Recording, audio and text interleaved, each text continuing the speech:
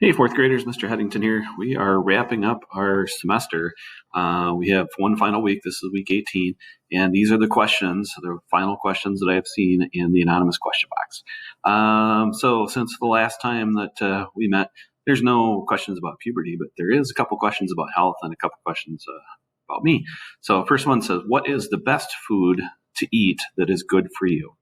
Well, we talked about nutrition earlier this year. Hopefully you remember that. If you remember the My Plate page, which was the divided kind of plate looking thing that has 5 food groups, including grains, proteins, fruits, vegetables, and dairy. And I cannot tell you that there is one food that is the best for you, because there's many different foods that are good for you, and there's many different foods that are not so good for you. And it all matters on how much you're eating and what your body needs. So if you remember the nutrients, the 7 nutrients that our bodies need includes carbohydrates, which includes sugars and starches. That's your grain group foods. And then the protein, which is meats, but it also can be some vegetables too, that give us good proteins. Fats, which there's good fats and bad fats. So we're looking for the unsaturated fat, the fats that tend to come from plants, including nuts and oils, so like vegetable oil and those kind of things. We're not really eating the vegetable oil, but you need the good stuff from that to help with it. And then what are my other ones? Vitamins, and there's many different kinds of vitamins, and minerals, and there's different kinds of minerals, and water, and fiber. And so if you want to pick one food that has all of those, you'd have a hard time finding one. So that's why we encourage you to eat healthy foods and thinking of what different foods you like, try new things. I was just kidding with my own kids at home. They won't eat sweet potatoes.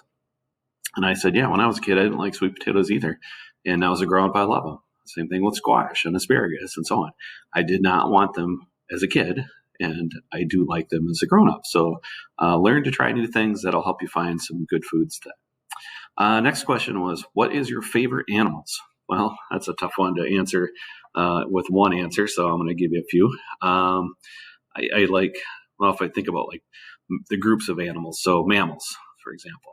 My favorite land animal, I think, would be the Siberian tiger, which I've only seen in the zoo. Never, obviously, seen them in wild because they're very rare and in a part of the world I've never been to.